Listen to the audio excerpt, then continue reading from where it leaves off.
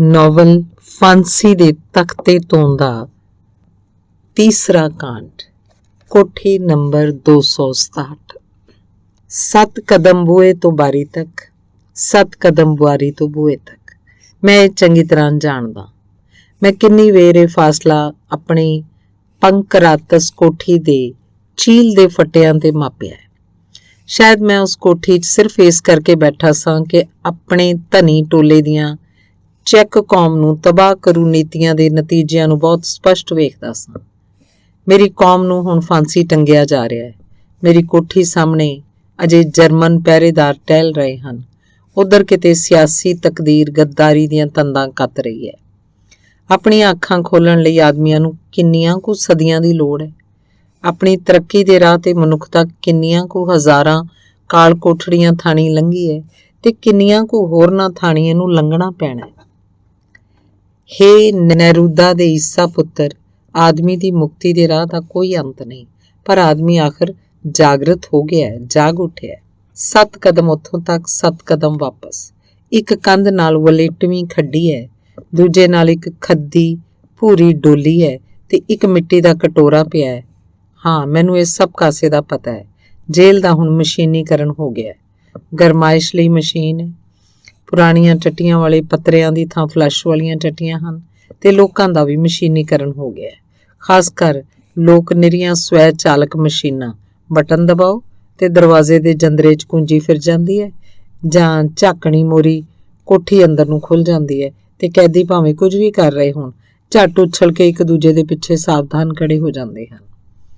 ਜਿਉਂ ਹੀ ਦਰਵਾਜ਼ਾ ਖੁੱਲ੍ਹਦਾ ਹੈ, ਸਭ ਤੋਂ ਵੱਡੇ ਨੂੰ ਇੱਕੋ ਸਾਹੇ ਉੱਚੀ ਸਾਰੀ ਕਹਿਣਾ ਪੈਂਦਾ ਹੈ, ਸਾਵਧਾਨ, ਕੋਠੀ 267, ਗਿਣਤੀ 3, ਸਭ ਅੱਛਾ ਹੈ। 267 ਨੰਬਰ ਕੋਠੀ ਸਾਡੀ ਹੈ, ਪਰ ਸਵੈ ਚਾਲਕ ਮਸ਼ੀਨਾਂ ਅਜੇ ਪੂਰੀ ਤਰ੍ਹਾਂ ਠੀਕ ਨਹੀਂ ਚੱਲਦੀਆਂ। ਸਿਰਫ 2 ਹੀ ਉਛਲਦੀਆਂ ਹਨ। ਮੈਂ ਚੁੱਪਚਾਪ ਬਾਰੀ ਹੇਠ ਆਪਣੀ ਪੱਠੇ ਦੀ ਤੱਪੜੀ ਤੇ ਪਿਆ ਰਹਿੰਦਾ। ਮੈਂ ਇਸੇ ਤਰ੍ਹਾਂ ਮੂੰਹ ਭਾਰ 1 ਹਫ਼ਤਾ, 2 ਹਫ਼ਤੇ, 1 ਮਹੀਨਾ, 6 ਹਫ਼ਤੇ ਪਿਆ ਰਿਹਾ। ਮੈਂ ਪੁਨਰ ਜਨਮ ਲੈ ਰਿਹਾ। ਹੁਣ ਮੈਂ ਆਪਣਾ ਸਿਰ ਹਿਲਾ ਸਕਦਾ ਤੇ ਹਾਂ, ਹੱਥ ਉਤਾਂਹ ਕਰ ਸਕਦਾ। ਮੈਂ ਆਪਣੇ ਆਪ ਨੂੰ ਅਰਕ ਦੇ ਸਹਾਰੇ ਉਠਾ ਲਿਆ ਹੈ। ਪਿੱਠ ਪਰਨੇ ਹੋਣ ਦਾ ਯਤਨ ਵੀ ਕੀਤਾ ਹੈ, ਪਰ ਮੈਂ ਉਸ ਸਮੇਂ ਜਿੰਨੇ ਚਿਰ 'ਚ ਸਭ ਕੁਝ ਕੀਤਾ ਸੀ, ਉਹਦਾ ਹਾਲ ਹੁਣ ਮੈਂ ਕਿਤੇ ਘੱਟ ਸਮੇਂ 'ਚ ਲਿਖ ਸਕਦਾ। ਕੋਠੀ 'ਚ ਤਬਦੀਲੀਆਂ ਹੋ ਗਈਆਂ ਹਨ।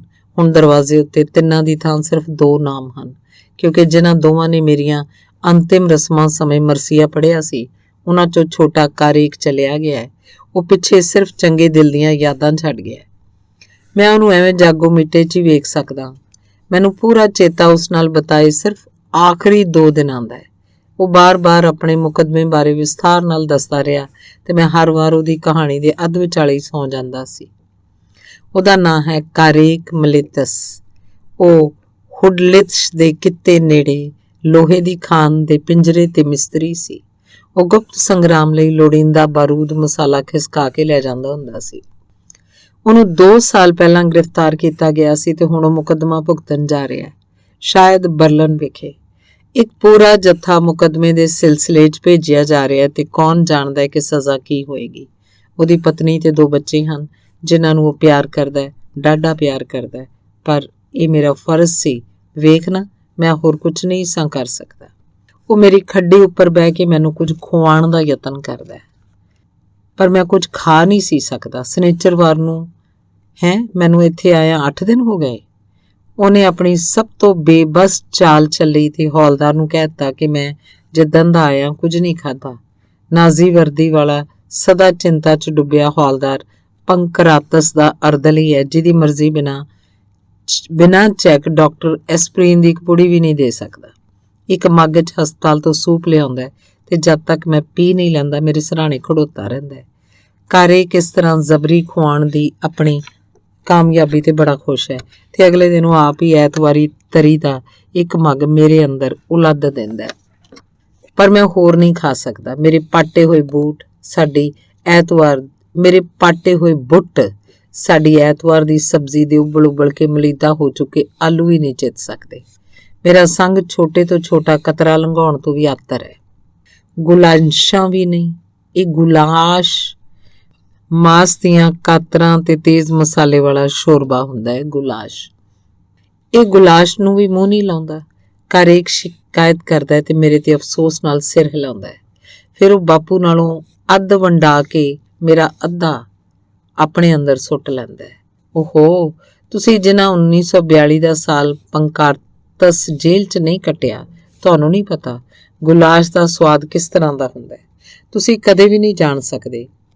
ਉਨੀ ਭੈੜੇ ਦਿਨੀ ਜਦੋਂ ਮਿਹਦੇ ਭੁੱਖ ਨਾਲ ਬੜਬੜਾ ਉੱਠਦੇ ਸਨ, ਜਦੋਂ ਹਫ਼ਤਾ ਭਰ ਇਸ਼ਨਾਨ ਸਮੇਂ ਟੂਟੀਆਂ ਹੇਠਾਂ ਖੜੇ ਬਦਨ ਇਨਸਾਨੀ ਚਮੜੀ ਨਾਲ ਢਕੇ ਹੱਡੀਆਂ ਦੇ ਪਿੰਜਰ ਸਨ, ਜਦੋਂ ਤੁਹਾਡਾ ਲੰਗੋਟੀਆ ਯਾਰ ਘੱਟੋ ਘੱਟ ਅੱਖਾਂ ਨਾਲ ਤੁਹਾਡੀ ਖੁਰਾਕ ਚੁਰਾ ਲੈਂਦਾ ਸੀ। ਸੁੱਕੀਆਂ ਸਬਜ਼ੀਆਂ ਤੇ ਪਤਲੀ ਟਮਾਟਰਾਂ ਦੀ ਚਟਨੀ ਦਾ ਖਿਚੜ ਵੀ ਬੜਾ ਸਵਾਦੀ ਲੱਗਦਾ ਸੀ। ਉਨੀ ਭੈੜੇ ਦਿਨੀ ਅਰਦਲੀ ਹਫ਼ਤੇ 'ਚ 2 ਵੇਰ, ਵੀਰਵਾਰ ਤੇ ਐਤਵਾਰ, ਸਾਡੇ ਕਟੋਰਿਆਂ 'ਚ ਇੱਕ ਆਲੂਆਂ ਦੀ ਕੜਛੀ ਪਾ ਦਿੰਦਾ ਤੇ ਉਹਨਾਂ ਉੱਤੇ ਇੱਕ ਚਮਚਾ ਗੁਲਾਸ਼, ਯਖਣੀ ਤੇ ਮਾਸ ਦੇ ਛਿਛੜੇ ਪਾ ਦਿੰਦਾ। ਇਹਦਾ ਸਵਾਦ ਕਮਾਲ ਸੀ, ਪਰ ਸਵਾਦ ਨਾਲੋਂ ਵੱਧ ਇਹ ਇਨਸਾਨੀ ਜ਼ਿੰਦਗੀ ਕਿਸੇ ਸੱਭਿਅ ਸ਼ੈ ਦਾ ਗੈਸਟਾਪੋ ਜੇਲ੍ਹਖਾਨੇ ਦੀ ਜ਼ਾਲਮਾਨਾ ਅਸਾਧਾਰਨਤਾ ਵਿੱਚ ਸਧਾਰਨ ਜ਼ਿੰਦਗੀ ਦੀ ਕਿਸੇ ਸ਼ੈ ਦਾ ਠੋਸ ਚੇਤਾ ਕਰਾਉਂਦਾ ਸੀ। ਅਸੀਂ ਅਜੀਬ ਵਜਦ 'ਚ ਆ ਕੇ ਇਹਦੀਆਂ ਗੱਲਾਂ ਕਰਿਆ ਕਰਦੇ ਸਾਂ। ਇਹ ਕੌਣ ਜਾਣ ਸਕਦਾ ਹੈ ਕਿ ਜਦੋਂ ਮੌਤ ਹਰ ਰੋਜ਼ ਸਿਰ ਤੇ ਕੂਕਦੀ ਹੋਵੇ ਤਾਂ ਮਨੁੱਖ ਲਈ ਯਖਣੀ ਦੇ ਇੱਕ ਚਮਚੇ ਦਾ ਕਿੰਨਾ ਮੁੱਲ ਹੁੰਦਾ ਹੈ। 2 ਮਹੀਨੇ ਬੀਤਣ ਪਿੱਛੋਂ ਮੈਨੂੰ ਵੀ ਸਮਝ ਆ ਗਈ ਕਿ ਮੇਰੇ ਗੁਲਾਸ਼ ਤੋਂ ਨਾ ਕਰਨ ਤੇ ਕਾਰੇਕ ਨੂੰ ਇੰਨੀ ਘਬਰਾਹਟ ਕਿਉਂ ਹੋਈ ਸੀ। ਮੇਰੀ ਆਰੀ ਮੌਤ ਦਾ ਇਸ ਤੋਂ ਵੱਡਾ ਸਬੂਤ ਹੋਰ ਕੋਈ ਨਹੀਂ ਸੀ ਕਿ ਮੈਂ ਗੁਲਾਸ਼ ਵੀ ਨਹੀਂ ਖਾਣੀ ਚਾਹੁੰਦਾ। ਉਹ ਤੋਂ ਅਗਲੀ ਰਾਤ ਉਹਨਾਂ ਕਾਰੇਕ ਨੂੰ 10 ਵਜੇ ਆ ਜਗਾਇਆ।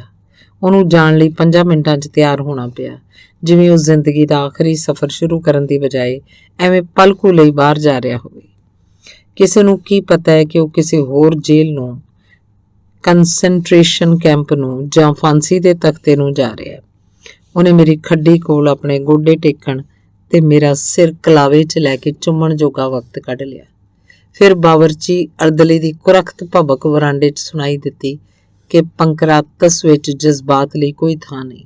ਕਾਰੇਕ ਦੌੜ ਕੇ ਦਰਵਾਜ਼ਿਓਂ ਬਾਹਰ ਹੋ ਗਿਆ। ਜੰਦਰਾ ਕੜਕ ਕਰਕੇ ਵੱਜ ਗਿਆ ਤੇ ਅਸੀਂ ਕੋਠੀ 'ਚ ਸਿਰਫ 2 ਜਣੇ ਰਹਿ ਗਏ ਸੀ। ਕੀ ਅਸੀਂ ਫਿਰ ਮਿਲਾਂਗੇ ਯਾਰ? ਤੇ ਹੁਣ ਕੌਣ ਜਾਏਗਾ? ਸਾਡੇ ਦੋਵਾਂ ਵਿੱਚੋਂ ਪਹਿਲਾਂ ਕੌਣ ਜਾਏਗਾ? ਕਿੱਥੇ? ਉਹਨੂੰ ਲੈਣ ਕੌਣ ਆਏਗਾ? ਨਾਜ਼ੀ ਵਰਦੀ ਵਿੱਚ ਸਿਪਾਹੀ ਜਾਂ ਮੌਤ ਜਿਹਦੀ ਕੋਈ ਵਰਦੀ ਨਹੀਂ ਹੁੰਦੀ। ਮੈਂ ਹੁਣ ਉਹਨਾਂ ਖਿਆਲਾਂ ਦੀ ਗੂੰਜ ਵਿੱਚ ਲਿਖ ਰਿਹਾ ਜਿਨ੍ਹਾਂ ਜੇਲ੍ਹ ਵਿੱਚ ਉਸ ਪਹਿਲੀ ਵਿਦਾਇਗੀ ਤੋਂ ਪਿੱਛੋਂ ਸਾਨੂੰ ਉਲਝਾ ਲਿਆ ਸੀ। ਇਸ ਗੱਲ ਨੂੰ 1 ਸਾਲ ਹੋ ਗਿਆ ਤੇ ਜੋ ਖਿਆਲ ਸਾਡੇ ਦੋਸਤ ਨੇ ਨਾਲ ਦਰਵਾਜ਼ਿਓਂ ਬਾਹਰ ਗਏ ਸਨ, ਉਹ ਕਦੇ ਵੱਧ ਤੇ ਕਦੇ ਘੱਟ ਸ਼ਿੱਦਤ ਨਾਲ ਕਈ ਵੇਰ ਦੁਹਰਾਏ ਗਏ ਹਨ। ਸਾਡੀ ਕੋਠੀ ਦੇ ਦਰਵਾਜ਼ੇ ਉੱਤੇ 2 ਤੋਂ ਵੱਧ ਕੇ 3 ਨਾ ਹੋ ਗਏ, ਫਿਰ 2 ਰਹਿ ਗਏ, ਫਿਰ 3, 2, 3, 2, ਕਿਉਂਕਿ ਨਵੇਂ ਕੈਦੀ ਆਉਂਦੇ ਗਏ ਤੇ ਵਿਛੜਦੇ ਗਏ। ਸਿਰਫ ਬਾਕੀ ਦੇ 2 ਜੋ ਕੋਠੀ 267 'ਚ ਰਹਿ ਗਏ ਅਜੇ ਵੀ ਡਟ ਕੇ ਬੈਠੇ ਹੋਏ ਹਨ, ਬਾਪੂ ਤੇ ਮੈਂ। ਬਾਪੂ 60 ਵਰ੍ਹਿਆਂ ਦਾ ਅਧਿਆਪਕ ਜੋਸਫ ਪੇਸ਼ੈਕ ਹੈ। ਉਹ ਗ੍ਰਿਫਤਾਰ ਅਧਿਆਪਕਾਂ ਵਿੱਚੋਂ ਸਭ ਤੋਂ ਵੱਡਾ ਹੈ। ਉਹ ਮੈਥੋਂ 85 ਦਿਨ ਪਹਿਲਾਂ ਫੜਿਆ ਗਿਆ ਸੀ ਕਿਉਂਕਿ ਉਹਨੇ ਆਜ਼ਾਦ ਹੋਣ ਉਪਰੰਤ ਚੈੱਕ ਸਕੂਲਾਂ ਨੂੰ ਚੰਗੇਰੇ ਬਣਾਉਣ ਦੀ ਤਜਵੀਜ਼ ਤਿਆਰ ਕਰਕੇ ਜਰਮਨ ਸਾਮਰਾਜ ਵਿਰੁੱਧ ਸਾਜ਼ਿਸ਼ ਕੀਤੀ ਸੀ। ਬਾਪੂ, ਇਹ ਸਾਰਾ ਕੁਝ ਤੂੰ ਕਿਵੇਂ ਲਿਖ ਸਕਦਾ ਹੈ? ਮੇਰੇ ਦੋਸਤ, ਇੱਕੋ ਕੋਠੜੀ 'ਚ ਰਹਿੰਦੇ 2 ਆਦਮੀਆਂ ਨੂੰ ਬਿਆਨ ਕਰਨਾ ਸੌਖਾ ਕੰਮ ਨਹੀਂ। ਉਸੇ ਸਮੇਂ ਵਿੱਚ ਬਾਪੂ ਦੇ ਨਾਂ ਦੁਆਲੇ ਲੱਗੇ ਪੁੱਠੇ ਕੌਮੇ ਖਤਮ ਹੋ ਗਏ। ਉਸ ਸਮੇਂ ਵੱਖ-ਵੱਖ ਉਮਰਾਂ ਦੇ 2 ਕੈਦੀ ਸੱਚਮੁੱਚ ਹੀ ਪਿਓ ਪੁੱਤਰ ਬਣ ਗਏ। ਉਸ ਸਮੇਂ ਅਸੀਂ ਇੱਕ ਦੂਜੇ ਦੀ ਬੋਲੀ, ਸੁਭਾਵਕ ਅਦਾਵਾਂ ਤੇ ਆਵਾਜ਼ ਦੇ ਲਹਿਜੇ ਤੱਕ ਦੇ ਮਨਪਸੰਦ ਮੁਹਾਵਰੇ ਨੂੰ ਅਪਣਾ ਲਿਆ ਸੀ। ਅਜੇ ਤੁਸੀਂ ਦੱਸ ਨਹੀਂ ਸਕਦੇ ਕਿ ਕੋਠੜੀ ਵਿਚਲੀਆਂ ਜਾਤੀ ਚੀਜ਼ਾਂ 'ਚੋਂ ਕਿਹੜੀਆਂ ਮੇਰੀਆਂ ਹਨ ਤੇ ਕਿਹੜੀਆਂ ਉਹਦੀਆਂ। ਆਪਣੇ ਨਾਲੋਂ ਕਿਹੜੀਆਂ ਲੈ ਆਇਆ ਸੀ ਤੇ ਮੈਂ ਕਿਹੜੀਆਂ। ਰਾਤਾਂ ਦੀਆਂ ਰਾਤਾਂ ਉਸ ਮੇਰੇ ਨਾਲੋਂ ਨੀਂਦਰਾ ਕੱਟਿਆ। ਮੌਤ ਜਦੋਂ ਨੇੜੇ ਆਉਂਦੀ, ਬਾਪੂ ਦੀਆਂ ਗਿੱਲੀਆਂ ਚਿੱਟੀਆਂ ਪੱਟੀਆਂ ਉਹਨੂੰ ਡਰਾ ਕੇ ਭਜਾ ਦਿੰਦਾ। ਉਹ ਮੇਰੇ ਜ਼ਖਮਾਂ ਵਿੱਚੋਂ ਪਾਕ ਸਾਫ਼ ਕਰਦਾ ਤੇ ਕਦੇ ਜ਼ਾਹਰ ਨਾ ਹੋਣ ਦਿੰਦਾ ਕਿ ਮੇਰੀ ਖੱਡੀ ਦੁਆਲੇ ਵਹਿਸ਼ਤ ਭਰੀ ਬਦਬੂ ਦਾ ਉੱਤੇ ਕੋਈ ਅਸਰ ਹੁੰਦਾ ਹੈ। ਉਹ ਮੇਰੀ ਕਮੀਜ਼ ਦੀਆਂ ਲੀਰਾਂ ਨੂੰ ਧੋਂਦਾ ਤੇ ਸਿਉਂਦਾ ਤੇ ਜਦੋਂ ਇਹ ਸਿਉਣ ਯੋਗ ਵੀ ਨਾ ਰਹਿੰਦੀਆਂ ਤਾਂ ਆਪਣੀ ਕਮੀਜ਼ ਮੈਨੂੰ ਪਵਾ ਦਿੰਦਾ। ਉਹਨੇ ਮੈਨੂੰ ਇੱਕ ਗੁਲ ਬਹਾਰ ਦਾ ਨਿੱਕਾ ਜਿਹਾ ਫੁੱਲ ਤੇ ਕੁਝ ਤੀਲੇ ਘਾਹ ਦੇ ਲਿਆ ਦਿੱਤੇ। ਇਹ ਉਹਨੇ ਇੱਕ ਦਿਨ ਸਵੇਰ ਵੇਲੇ ਦੀ ਅੱਧੇ ਘੰਟੇ ਦੀ ਵਰਜਿਸ਼ ਸਮੇਂ ਆਪਣੀ ਜਾਨ ਜੋਖਮ 'ਚ ਪਾ ਕੇ ਜੇਲ੍ਹ ਦੇ ਅਹਾਤੇ 'ਚੋਂ ਲਿਆਂਦੇ ਸਨ। ਹਰ ਵੇਰ ਜਦੋਂ ਮੈਨੂੰ ਪੇਸ਼ੀ ਲਈ ਲਿਜਾਂਦੇ ਉਹਦੀਆਂ ਮਿਹਰਬਾਨ ਨਿਗਾਹਾਂ ਕੋਠੜੀ ਤੋਂ ਬਾਹਰ ਮੇਰੇ ਪਿੱਛੇ ਜਾਂਦੀਆਂ ਤੇ ਜਦੋਂ ਮੈਂ ਮੁੜਦਾ ਤਾਂ ਪੋਲੇ-ਪੋਲੇ ਮੇਰੇ ਨਵੇਂ ਜ਼ਖਮਾਂ ਤੇ ਪੱਟੀਆਂ ਲਪੇਟਦਾ। ਜਦੋਂ ਮੈਨੂੰ ਰਾਤ ਨੂੰ ਲੈ ਜਾਂਦੇ ਤਾਂ ਉਦੋਂ ਤੱਕ ਨਾ ਸੌਂਦਾ ਜਦ ਤੱਕ ਉਹ ਮੈਨੂੰ ਵਾਪਸ ਨਾ ਲੈ ਆਉਂਦੇ ਤੇ ਮੈਨੂੰ ਖੱਡੀ ਤੇ ਪਾ ਕੇ ਮੇਰਾ ਕੰਬਲ ਮੇਰੇ ਦੁਆਲੇ ਚੰਗੀ ਤਰ੍ਹਾਂ ਲਪੇਟ ਨਾ ਲੈਂਦਾ। ਇਸ ਤਰ੍ਹਾਂ ਉਸ ਪਹਿਲੀ ਰਾਤ ਦੇ ਕੁਟਾਪੇ ਪਿੱਛੋਂ ਸਾਡੇ ਰਿਸ਼ਤੇ ਦਾ ਮੁੱਢ ਬੱਝਾ ਤੇ ਜਦੋਂ ਮੈਂ ਖੜੋਣ ਤੇ ਆਪਣੇ ਪਿਛਲੇ ਕਰਜ਼ੇ ਉਤਾਰਨ ਜੋਗਾ ਹੋ ਗਿਆ ਤਾਂ ਕਿਸੇ ਸ਼ੈ ਨੇ ਇਸ 'ਚ ਭੋਰਾ ਫਰਕ ਨਾ ਪਾਇਆ। ਪਰ ਤੂੰ ਇੱਕੋ ਬੈਠਕ ਵਿੱਚ ਇਹ ਸਭ ਕੁਝ ਕਦੇ ਵੀ ਨਹੀਂ ਲਿਖ ਸਕਦਾ। ਮੇਰੇ ਯਾਰ, ਕੋਠੀ 267 ਦੀ ਜ਼ਿੰਦਗੀ ਉਸ ਸਾਲ ਬੜੀ ਅਮੀਰ ਸੀ ਤੇ ਬਾਪੂ ਨੇ ਇਹਦੇ ਇੱਕ-ਇੱਕ ਪਲ ਨੂੰ ਆਪਣੇ ਹੀ ਅੰਦਾਜ਼ 'ਚ ਜੀਵਿਆ। ਕਹਾਣੀ ਅਜੇ ਮੁੱਕੀ ਨਹੀਂ ਤੇ ਇਸ ਵਿੱਚ ਆਸ਼ਾ ਦੀ ਟੁਣਕਾਰ ਹੈ। ਕੋਠੀ 267 ਦੀ ਜ਼ਿੰਦਗੀ ਬੜੀ ਅਮੀਰ ਸੀ। ਕਈ ਵਾਰ ਦਰਵਾਜ਼ਾ ਖੁੱਲ੍ਹਦਾ ਤੇ ਹਰ ਘੰਟੇ ਪਿੱਛੋਂ ਸਾਡਾ ਮੁਆਇਨਾ ਕੀਤਾ ਜਾਂਦਾ। ਇਹਨਾਂ ਦੀ ਵਜ੍ਹਾ ਉਹ ਹੁਕਮ ਸਨ ਕਿ ਕਮਿਊਨਿਸਟ ਦੋਸ਼ੀਆਂ ਤੇ ਸਖਤ ਨਿਗਾਹ ਰੱਖੀ ਜਾਏ, ਪਰ ਨਿਰੀ ਉਤਸੁਕਤਾ ਵੀ ਇਹਦੀ ਜ਼ਿੰਮੇਵਾਰ ਸੀ। ਅਕਸਰ ਲੋਕ ਇੱਥੇ ਮਰ ਜਾਂਦੇ ਸਨ ਜਦੋਂ ਕਿ ਉਹਨਾਂ ਦੇ ਮਰਨ ਦਾ ਖਿਆਲ ਵੀ ਨਹੀਂ ਸੀ ਕੀਤਾ ਜਾਂਦਾ। ਪਰ ਇਹ ਕਦੇ ਨਹੀਂ ਸੀ ਹੋਇਆ ਕਿ ਅਜਿਹਾ ਆਦਮੀ ਜਿਉਂਦਾ ਰਹੇ ਜਿਸ ਬਾਰੇ ਸਭ ਨੂੰ ਉਮੀਦ ਹੋਵੇ ਕਿ ਮਰ ਜਾਏਗਾ। ਦੂਸਰੇ ਅਹਾਤਿਆਂ ਤੋਂ ਪਹਿਰੇਦਾਰ ਆਉਂਦੇ, ਉੱਚੀ-ਉੱਚੀ ਗੱਲਾਂ ਕਰਦੇ ਤੇ ਮਲਕੜੇ ਜੇ ਮੇਰਾ ਕੰਬਲ ਚੁੱਕ ਕੇ ਮਾਹਿਰ ਵਾਂਗ ਮੇਰੇ ਜ਼ਖਮਾਂ ਦਾ ਜਾਇਜ਼ਾ ਲੈਂਦੇ ਤੇ ਫਿਰ ਆਪੇ ਆਪਣੇ ਸੁਭਾਅ ਅਨੁਸਾਰ ਜਾਂ ਚੁੱਭਵੇਂ ਮਖੌਲ ਕਰਦੇ ਜਾਂ ਜ਼ਰਾ ਕੁ ਮਿੱਤਰਤਾ ਦੇ ਲਹਿਜੇ 'ਚ ਬੋਲਦੇ। ਉਹਨਾਂ ਵਿੱਚੋਂ ਇੱਕ ਜਿਹਨੂੰ ਅਸੀਂ ਛੋਲਾ ਕਹਿੰਦੇ ਸਾਂ, ਦੂਜਿਆਂ ਤੋਂ ਬਹੁਤ ਵੱਧ ਆਉਂਦਾ ਤੇ ਵਿਸ਼ਾਲ ਮੁਸਕਰਾਹਟ ਨਾਲ ਪੁੱਛਦਾ ਹੈ, ਉਸ ਲਾਲ ਸ਼ੈਤਾਨ ਨੂੰ ਕਿਸੇ ਚੀਜ਼ ਦੀ ਲੋੜ ਤਾਂ ਨਹੀਂ? ਨਹੀਂ, ਸ਼ੁਕਰੀਆ, ਕਿਸੇ ਚੀਜ਼ ਦੀ ਲੋੜ ਨਹੀਂ। ਥੋੜੇ ਦਿਨ ਪਿੱਛੋਂ ਛੋਲੇ ਨੂੰ ਲੱਭ ਪੈਂਦਾ ਹੈ ਕਿ ਲਾਲ ਸ਼ੈਤਾਨ ਨੂੰ ਕਿਸੇ ਚੀਜ਼ ਦੀ ਲੋੜ ਹੈ ਤੇ ਉਹ ਹੈ ਦਾੜੀ ਬਣਾਉਣ ਦੀ। ਇਸ ਲਈ ਉਹ ਨਾਈ ਨੂੰ ਲੈ ਆਉਂਦਾ ਹੈ। ਨਾਈ ਸਾਡੀ ਕੋਠੀ ਤੋਂ ਬਾਹਰਲਾ ਪਹਿਲਾ ਕੈਦੀ ਹੈ ਜਿਸ ਨਾਲ ਸਾਡੀ ਵਾਕਫੀਅਤ ਹੁੰਦੀ ਹੈ। ਉਹ ਹੈ ਸਾਥੀ ਬੋਚੈਕ। ਛੋਲੇ ਦੀ ਸ਼ੁਭ ਭਾਵਨਾ ਨਾਲ ਕੀਤੀ ਮਿਹਰਬਾਨੀ ਕੁਝ ਉਲਟੀ ਪਈ। ਬਾਪੂ ਮੇਰਾ ਸਿਰ ਫੜਦਾ ਹੈ ਤੇ ਬੇਚੈਕ ਗੋਡਿਆਂ ਭਾਰ ਹੋ ਕੇ ਮੇਰੀ ਉਲਝੀ ਹੋਈ ਦਾੜੀ ਨੂੰ ਵੱਡੇ ਖੁੰਡੇ ਰੇਜ਼ਰ ਬਲੇਡ ਨਾਲ ਸਾਫ਼ ਕਰਨ ਦਾ ਯਤਨ ਕਰਦਾ ਹੈ। ਉਹਦੇ ਹੱਥ ਕੰਬਦੇ ਹਨ ਤੇ ਅੱਖਾਂ ਅਥਰੂਆਂ ਨਾਲ ਭਰ ਜਾਂਦੀਆਂ ਹਨ ਕਿਉਂਕਿ ਉਹਨੂੰ ਯਕੀਨ ਹੈ ਕਿ ਉਹ ਇੱਕ ਲਾਸ਼ ਦੀ ਦਾੜੀ ਮੁੰਨ ਰਿਹਾ ਹੈ। ਮੈਂ ਉਹਨੂੰ ਹੌਸਲਾ ਦਿੰਦਾ, ਹੌਸਲਾ ਕਰ ਯਾਰ, ਜੇ ਮੈਂ ਬੇਚੈਕ ਇਮਾਰਤ ਵਾਲੇ ਕੁਟਾਪੇ ਤੋਂ ਬਚ ਗਿਆ ਸੀ ਤਾਂ ਤੇਰੀ ਦਾੜੀ ਮੁੰਨਣ ਨਾਲ ਨਹੀਂ ਮਰਨ ਲੱਗਾ। ਪਰ ਅਸੀਂ ਦੋਵੇਂ ਇੰਨੇ ਕਮਜ਼ੋਰ ਹਾਂ ਕਿ ਸਾਨੂੰ ਰੁੱਕ ਕੇ ਸਾਹ ਲੈਣਾ ਪੈਂਦਾ ਹੈ, ਉਹਨੂੰ ਵੀ ਤੇ ਮੈਨੂੰ ਵੀ। 2 ਦਿਨਾਂ ਪਿੱਛੋਂ ਮੇਰੀ 2 ਹੋਰ ਕੈਦੀਆਂ ਨਾਲ ਵਾਕਫੀਅਤ ਹੋਈ। ਬੇਚੈਕ ਇਮਾਰਤ ਵਾਲੇ ਦਰੋਗੇ ਸਹਿਬਾਨ ਕਾਲੇ ਪੈ ਗਏ ਹਨ। ਰੋਜ਼ ਉਹ ਮੈਨੂੰ ਬੁਲਾਵਾ ਭੇਜਦੇ ਤੇ ਹੌਲਦਾਰ ਲਿਖ ਘੱਲਦਾ, ਇੱਧਰ ਉੱਧਰ ਖੜਨ ਦੇ ਯੋਗ ਨਹੀਂ। ਇਸ ਲਈ ਉਹ ਹਰ ਹਾਲਤ ਵਿੱਚ ਪੇਸ਼ ਕਰਨ ਦਾ ਹੁਕਮ ਚਾੜਦੇ ਹਨ। ਅਰਦਲੀਆਂ ਦੀ ਵਰਦੀ 'ਚ ਜਾਂ ਘਰੇਲੂ ਨੌਕਰ 2 ਕੈਦੀ ਸਟ੍ਰੈਚਰ ਲਈ ਸਾਡੀ ਕੋਠੀ ਅੱਗੇ ਆ ਖੜਾਉਂਦੇ ਹਨ। ਬਾਪੂ ਮੈਨੂੰ ਕੱਪੜੇ ਪਾਉਣ ਦਾ ਤਰੱਦਦ ਕਰਦਾ ਹੈ। ਅਰਦਲੀ ਮੈਨੂੰ ਸਟ੍ਰੈਚਰ ਤੇ ਪਾ ਲੈਂਦੇ ਹਨ ਤੇ ਤੁਰ ਪੈਂਦੇ ਹਨ। ਉਹਨਾਂ 'ਚੋਂ ਇੱਕ ਸਾਥੀ ਸਕੋਰਿਪ ਹੈ, ਸਾਰੇ ਵਰਾਂਡੇ ਦਾ ਫਿਕਰਮੰਦ ਬਾਪੂ, ਤੇ ਦੂਸਰਾ ਉਹ ਹੈ ਜਦੋਂ ਪੌੜੀਆਂ ਉਤਰਨ ਸਮੇਂ ਮੈਂ ਸਟ੍ਰੈਚਰ ਤੋਂ ਜ਼ਰਾ ਤਿਲਕ ਜਾਣਾ ਤਾਂ ਮੇਰੇ ਤੇ ਝੁੱਕ ਕੇ ਕਹਿੰਦਾ, ਪੱਕਾ ਰਹੋ। ਫਿਰ ਕੰਨ 'ਚ ਕਹਿੰਦਾ, ਦੋਵੇਂ ਤਰ੍ਹਾਂ ਪੱਕਾ ਰਹੋ। ਇਸ ਸਵੇਰ ਅਸੀਂ ਸੁਆਗਤੀ ਕਮਰੇ 'ਚ ਨਹੀਂ ਰੁਕਦੇ। ਉਹ ਮੈਨੂੰ ਹੇਠਾਂ ਲੋਕਾਂ ਨਾਲ ਭਰੇ ਖਾਲ ਕਮਰੇ 'ਚ ਵੀ ਵਿੱਚੋਂ ਦੀ ਲੈ ਜਾਂਦੇ ਹਨ। ਅੱਜ ਵੀਰਵਾਰ ਹੈ। ਰਿਸ਼ਤੇਦਾਰ ਆਪਣੇ ਕੈਦੀਆਂ ਲਈ ਧੋਤੇ ਕੱਪੜੇ ਲਿਆਉਂਦੇ ਹਨ ਤੇ ਮੈਲੇ ਕੱਪੜੇ ਧੋਣ ਖਾਤਰ ਲੈ ਜਾਂਦੇ ਹਨ। ਉਹ ਸਾਡੇ ਇਸ ਨਾਖੁਸ਼ ਜਲੂਸ ਨੂੰ ਹਮਦਰਦੀ ਭਰੀਆਂ ਨਿਗਾਹਾਂ ਨਾਲ ਵੇਖਦੇ ਹਨ ਤੇ ਇਹ ਕੁਝ ਮੈਨੂੰ ਚੰਗਾ ਨਹੀਂ ਲੱਗਦਾ। ਮੈਂ ਆਪਣਾ ਹੱਥ ਸਿਰ ਵੱਲ ਉਠਾਉਂਦਾ ਤੇ ਮੁੱਕਾ ਕੱਸ ਲੈਂਦਾ ਹਾਂ। ਉਹ ਸਮਝ ਲੈਣਗੇ ਕਿ ਮੇਰਾ ਇਹ ਲਾਲ ਸਲਾਮ ਹੈ ਜਾਂ ਇੱਕ ਮੂਰਖਤਾ ਭਰੀ ਅਦਾ ਹੈ, ਪਰ ਮੇਰੇ 'ਚ ਇਸ ਤੋਂ ਵੱਧ ਤਾਕਤ ਨਹੀਂ, ਇੱਕ ਸ਼ਬਦ ਬੋਲਣ ਜੋਗੀ ਵੀ ਨਹੀਂ। ਜੇਲ੍ਹ ਦੇ ਅਹਾਤੇ 'ਚੋਂ ਸਟ੍ਰੈਚਰ ਇੱਕ ਟਰੱਕ 'ਚ ਰੱਖ ਦਿੰਦੇ ਹਨ। 2 ਨਾਜ਼ੀ ਸਿਪਾਹੀ ਡਰਾਈਵਰ ਨਾਲ ਬੈਠ ਜਾਂਦੇ ਹਨ। 2 ਮੇਰੇ ਸਿਰ ਤੇ ਖੋਲਾਂ ਵਾਲੇ ਰਿਵਾਲਵਰ ਲੈ ਕੇ ਖਲੋ ਜਾਂਦੇ ਹਨ। ਅਸੀਂ ਚੱਲ ਪੈਂਦੇ ਹਾਂ। ਸੜਕ ਦੀ ਹਾਲਤ ਬੜੀ ਮਾੜੀ ਹੈ। ਪਹੀਏ ਇੱਕ ਟੋਏ ਤੋਂ ਦੂਜੇ ਤੱਕ ਬੁੜਕਦੇ ਹਨ ਤੇ 200 ਗਜ਼ ਜਾਣ ਤੱਕ ਹੀ ਮੈਂ ਬੇਹੋਸ਼ ਹੋ ਜਾਂਦਾ। ਪ੍ਰਾਗ ਦੇ ਬਾਜ਼ਾਰਾਂ ਵਿੱਚੋਂ ਦੀ ਇਹ ਹਾਸੋ-ਹੀਣਾ ਜਲੂਸ ਲੰਘ ਰਿਹਾ ਹੈ। 5 ਟਨ ਭਾਰਾ ਟਰੱਕ ਜਿਸ 'ਚ 30 ਕੈਦੀ ਲਿਜਾਏ ਜਾ ਸਕਦੇ ਹਨ, ਸਿਰਫ ਇੱਕ ਵਾਸਤੇ ਪੈਟਰੋਲ ਫੂਕ ਰਿਹਾ ਹੈ। 2 ਨਾਜ਼ੀ ਸਿਪਾਹੀ ਅੱਗੇ ਤੇ 2 ਪਿੱਛੇ। ਉਹਨਾਂ ਦੇ ਪਿਸਤੌਲ ਤੇ ਗਿਰਜਾਂ ਵਰਗੀਆਂ ਅੱਖਾਂ ਇੱਕ ਲਾਸ਼ ਦੀ ਰਾਖੀ ਕਰ ਰਹੀਆਂ ਹਨ, ਕਿਤੇ ਉਹਨਾਂ ਦੇ ਮਾਰੂ ਪੰਜਿਆਂ 'ਚੋਂ ਨਿਕਲ ਨਾ ਜਾਏ। ਬੇਹੋਸ਼ੀ ਦੀ ਹਾਲਤ ਵਿੱਚ ਮੇਰੀ ਪੇਸ਼ੀ ਨਾ ਹੋ ਸਕੇ। ਇਸ ਲਈ ਉਹ ਮੈਨੂੰ ਪੰਕਰਾਤਸ ਵਾਪਸ ਲੈ ਆਏ। ਇਹੋ ਮਖੌਲ ਅਗਲੇ ਦਿਨ ਫਿਰ ਦੁਹਰਾਇਆ ਗਿਆ। ਇਸ ਵੇਰ ਮੈਂ ਪੇਚੈਕ ਇਮਾਰਤ ਤੋੜੀ ਪਹੁੰਚਣ ਤੱਕ ਹੋਸ਼ ਕਾਇਮ ਰੱਖ ਸਕਿਆ, ਪਰ ਪੇਸ਼ੀ ਬਹੁਤ ਲੰਮੀ ਨਹੀਂ ਸੀ। ਦਰੋਗੇ ਫਰੀਡਰਿਕ ਨੇ ਮੇਰੇ ਬਦਨ ਨੂੰ ਬੇਧਿਆਨੀ ਨਾਲ ਟੋਇਆ ਤੇ ਉਹ ਫਿਰ ਮੈਨੂੰ ਬੇਹੋਸ਼ੀ ਦੀ ਹਾਲਤ 'ਚ ਵਾਪਸ ਲੈ ਆਏ। ਇਸ ਤੋਂ ਪਿੱਛੋਂ ਅਜਿਹੇ ਦਿਨ ਆਏ ਜਦ ਮੈਨੂੰ ਇਹ ਸ਼ੱਕ ਨਾ ਰਿਹਾ ਕਿ ਮੈਂ ਅਜੇ ਵੀ ਜਿਉਂਦਾ। ਪੀੜ ਜ਼ਿੰਦਗੀ ਦੀ ਜੋੜੀ ਭੈਣ ਮੈਨੂੰ ਲਗਾਤਾਰ ਤੇ ਬੜੀ ਤਿੱਖੀ ਤਰ੍ਹਾਂ ਜਿਉਂਦੇ ਰਹਿਣ ਦਾ ਚੇਤਾ ਕਰਾਉਂਦੀ ਰਹੀ। ਸਾਰੇ ਪੰਕਰਾਤਸ ਨੂੰ ਪਤਾ ਲੱਗ ਗਿਆ ਕਿ ਕਿਸੇ ਭੁੱਲ ਕਾਰਨ ਮੈਂ ਜਿਉਂਦਾ ਬਚ ਗਿਆ ਤੇ ਸਾਰਿਆਂ ਵੱਲੋਂ ਮੈਨੂੰ ਵਧਾਈਆਂ ਹੋਣ ਲੱਗੀਆਂ।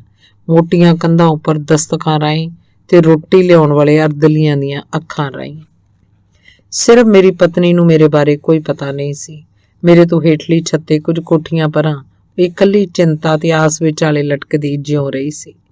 ਜਦੋਂ ਇੱਕ ਗੁਆਂਢ ਦੀ ਕੋਠੀ ਦੀ ਇੱਕ ਔਰਤ ਨੇ ਵਰਜਿਸ਼ ਸਮੇਂ ਉਹਨੂੰ ਦੱਸਿਆ ਸੀ ਕਿ ਪਹਿਲੇ ਕੁਟਾਪੇ ਨਾਲ ਹੀ ਜ਼ਖਮਾਂ ਕਰਕੇ ਕੋਠੀ 'ਚ ਹੀ ਮੇਰਾ ਅੰਤ ਹੋ ਗਿਆ ਸੀ, ਤਾਂ ਉਹਨੂੰ ਇਸ ਨਾਲ ਇੰਨਾ ਸਦਮਾ ਪੁੱਜਾ ਕਿ ਉਹ ਪਾਗਲਾਂ ਵਾਂਗ ਹਾਤੇ ਦੁਆਲੇ ਦੌੜਨ ਲੱਗੀ ਤੇ ਉਹਨੂੰ ਲੜਖੜਾਉਂਦੀਆਂ ਮੂਰਤਾਂ ਦੀ ਕਤਾਰ ਵਿੱਚ ਜੋ ਜੇਲ੍ਹ ਦਾ ਨਮੂਨਾ ਫਿਰ ਖੜੀ ਕਰਨ ਲਈ ਜਨਾਨਾ ਪਹਿਰੇਦਾਰ ਵੱਲੋਂ ਮੂੰਹ ਤੇ ਮਾਰਿਆ ਘਸੁੰਨ ਵੀ ਨਾ ਪੋਇਆ। ਉਹਦੀਆਂ ਮਹਾਨ ਮਿਹਰਬਾਨ ਅੱਖਾਂ ਅੱਗੇ ਕੀ ਨਜ਼ਾਰੇ ਘੁੰਮੇ ਹੋਣਗੇ ਜਦੋਂ ਸਾਰਾ ਦਿਨ ਕੋਠੀ ਦੀਆਂ ਕੰਧਾਂ ਵੱਲ ਬਿੱਟ ਤੱਕਦੀ ਰਹੀ ਹੋਏਗੀ, ਰੋਣ ਤੋਂ ਵੀ ਆਜਿਜ਼। ਅਗਲੇ ਦਿਨ ਉਹਨੇ ਇੱਕ ਹੋਰ ਅਫਵਾਹ ਸੁਣੀ ਕਿ ਮੈਂ ਕੁਟਾਪੇ ਨਾਲ ਨਹੀਂ ਸੀ ਮਰਿਆ, ਸਗੋਂ ਪੀੜ ਤੋਂ ਖਲਾਸੀ ਵਾਸਤੇ ਫਾਹਾ ਲੈ ਲਿਆ ਸੀ। ਇਹ ਸਾਰਾ ਵਕਤ ਮੈਂ ਆਪਣੀ ਘਿਨਾਉਣੀ ਖੱਡੀ ਤੇ ਵੱਟ ਭੰਨਦਾ ਰਿਹਾ। ਹਰ ਸ਼ਾਮ ਕੰਧ ਵੱਲ ਮੂੰਹ ਕਰਕੇ ਮੈਂ ਗੁਸਤੀਨਾ ਨੂੰ ਉਹ ਗੀਤ ਸੁਣਾਉਂਦਾ ਜੋ ਉਹ ਸਭ ਤੋਂ ਵੱਧ ਪਸੰਦ ਕਰਦੀ ਸੀ। ਉਹ ਮੈਨੂੰ ਕਿਉਂ ਨਹੀਂ ਸੀ ਸੁਣ ਸਕਦੀ ਜਦੋਂ ਮੈਂ ਇੰਨੇ ਵਲਵਲੇ ਭਰ ਦਿੰਦਾ ਸਾਂ। ਅੱਜ ਉਹ ਜਾਣਦੀ ਹੈ, ਅੱਜ ਉਹ ਇਹ ਗੀਤ ਸੁਣ ਸਕਦੀ ਹੈ, ਭਾਵੇਂ ਉਸ ਸਮੇਂ ਨਾਲੋਂ ਹੁਣ ਬਹੁਤ ਜ਼ਿਆਦਾ ਦੂਰ ਹੈ। ਹੁਣ ਤੱਕ ਪਹਿਰੇਦਾਰਾਂ ਦੇ ਕੰਨ ਇਸ ਹਕੀਕਤ ਦੇ ਆਦੀ ਹੋ ਗਏ ਹਨ ਕਿ ਕੋਠੀ 267 ਵਿੱਚ ਗਾਇਆ ਜਾਂਦਾ ਹੈ ਤੇ ਹੁਣ ਉਹ ਚੁੱਪ ਕਰਾਉਣ ਲਈ ਦਰਵਾਜ਼ਾ ਨਹੀਂ ਭੰਨਦੇ। ਕੋਠੀ 267 ਗਾਉਂਦੀ ਹੈ। ਮੈਂ ਆਪਣੀ ਸਾਰੀ ਜ਼ਿੰਦਗੀ ਗਾਉਂਦਾ ਰਿਹਾ ਤੇ ਹੁਣ ਇਸ ਦੇ ਅੰਤ ਤੇ ਜਦੋਂ ਬੜੀ ਸ਼ਿੱਦਤ ਨਾਲ ਜੀਵੀਦਾ ਹੈ, ਮੈਨੂੰ ਗਾਉਣਾ ਬੰਦ ਕਰਨ ਦਾ ਕੋਈ ਕਾਰਨ ਨਹੀਂ ਦਿਖਦਾ। ਤੇ ਬਾਪੂ ਪੇਸ਼ੈਕ ਬਾਰੇ ਕੀ ਖਿਆਲ ਹੈ? ਉਹ ਇੱਕ ਅਸਾਧਾਰਨ ਕੇਸ ਹੈ। ਉਹਨੂੰ ਗਾਉਣ ਦਾ ਡਾਢਾ ਚਾਅ ਹੈ। ਉਹਦੀ ਆਵਾਜ਼ ਕੁਛ ਨਹੀਂ, ਨਾ ਉਹਨੂੰ ਰਾਗ ਦਾ ਗਿਆਨ ਹੈ ਤੇ ਉਹਦਾ ਚੇਤਾ ਵੀ ਚੰਗਾ ਨਹੀਂ, ਪਰ ਰਾਗ ਨਾਲ ਉਹਨੂੰ ਇਸ਼ਕ ਹੈ, ਹੁਸੀਨ ਪਵਿੱਤਰ ਇਸ਼ਕ। ਉਹ ਗਾਉਣ 'ਚ ਇੰਨੀ ਖੁਸ਼ੀ ਮਹਿਸੂਸ ਕਰਦਾ ਹੈ ਕਿ ਜਦੋਂ ਤਰਜ਼ ਬਦਲਦਾ ਹੈ ਤਾਂ ਜਦੋਂ ਤੁਸੀਂ ਮੱਧਮ ਦੀ ਉਮੀਦ ਕਰੋ ਉਹ ਉੱਤਮ 'ਚ ਗਾਈ ਜਾਂਦਾ ਹੈ। ਮੈਨੂੰ ਇਹਦਾ ਕੋਈ ਖਿਆਲ ਨਹੀਂ ਰਹਿੰਦਾ ਤੇ ਜਦੋਂ ਵੀ ਖੁਸ਼ੀ ਦਾ ਦਿਹਾੜਾ ਹੋਵੇ ਅਸੀਂ ਗਾਉਂਦੇ ਹਾਂ। ਜਦੋਂ ਰੀਝਾਂ ਬਹੁਤੀ ਖਿੱਚ ਪਾਉਣ, ਕਿਸੇ ਸਾਥੀ ਦੇ ਵਿਛੜਨ ਵੇਲੇ ਉਹਦੇ ਸਾਥ ਵਜੋਂ ਅਸੀਂ ਗਾਉਂਦੇ ਹਾਂ ਜਿਹਨੂੰ ਸ਼ਾਇਦ ਅਸੀਂ ਮੁੜ ਨਹੀਂ ਵੇਖ ਸਕਣਾ ਹੁੰਦਾ। ਅਸੀਂ ਪੂਰਬੀ ਮੋਰਚੇ ਤੋਂ ਚੰਗੀ ਖਬਰ ਦੇ ਸਵਾਗਤ ਲਈ ਗਾਉਂਦੇ ਹਾਂ। ਅਸੀਂ ਖੁਸ਼ੀ ਤੇ ਇਤਮਨਾਨ ਲਈ ਗਾਉਂਦੇ ਹਾਂ, ਜਿਵੇਂ ਕਿ ਜੁਗਾਂਤਰਾਂ ਤੋਂ ਲੋਕ ਗਾਉਂਦੇ ਹਨ ਤੇ ਉਦੋਂ ਤੱਕ ਗਾਉਂਦੇ ਰਹਿਣਗੇ ਜਦ ਤੱਕ ਉਹ ਲੋਕ ਹਨ। ਗੀਤ ਬਿਨਾਂ ਕੋਈ ਜ਼ਿੰਦਗੀ ਨਹੀਂ, ਜਿਵੇਂ ਧੁੱਪ ਬਿਨਾਂ ਕੋਈ ਜੀਵਨ ਨਹੀਂ। ਇਸ ਲਈ ਇੱਥੇ ਦੋਹਾਂ ਮਕਸਦਾਂ ਲਈ ਸਾਨੂੰ ਗੀਤ ਦੀ ਜ਼ਰੂਰਤ ਪੈਂਦੀ ਹੈ, ਕਿਉਂਕਿ ਸੂਰਜ ਦੀ ਤਾਂ ਇੱਥੋਂ ਤੱਕ ਪਹੁੰਚ ਨਹੀਂ। ਕੋਠੀ 267 ਦਾ ਮੂੰਹ ਉੱਤਰ ਵੱਲ ਹੈ ਤੇ ਸਿਰਫ ਗਰਮੀ ਦੇ ਮਹੀਨਿਆਂ ਵਿੱਚ ਹੀ ਡੁੱਬਦਾ ਸੂਰਜ ਪੂਰਬ ਵਾਲੀ ਕੰਧ ਦੀ ਬਾਰੀ ਦੀਆਂ ਸੀਖਾਂ ਤੇ ਕੁਝ ਮਿੰਟ ਚਮਕਦਾ ਹੈ। ਇਹਨਾਂ ਕੁਝ ਮਹੀਨਿਆਂ 'ਚ ਬਾਪੂ ਉਲਟਾਈ ਹੋਈ ਖੱਡੀ ਦੇ ਸਹਾਰੇ ਖੜੋਂਦਾ ਹੈ ਤੇ ਸੂਰਜ ਦੀ ਇਸ ਕਾਲ ਭਰੀ ਮੁਲਾਕਾਤ ਵੱਲ ਨੀਝ ਨਾਲ ਤੱਕਦਾ ਹੈ। ਇਸ ਤੋਂ ਵੱਧ ਉਦਾਸ ਨਜ਼ਾਰਾ ਤੁਸੀਂ ਕਦੇ ਨਹੀਂ ਤੱਕੋਗੇ। ਸੂਰਜ ਕਿੰਨੀ ਖੁੱਲ੍ਹਦਿਲੀ ਨਾਲ ਆਪਣੀਆਂ ਜਾਦੂ ਕਿਰਨਾਂ ਸੁੱਟਦਾ ਹੈ।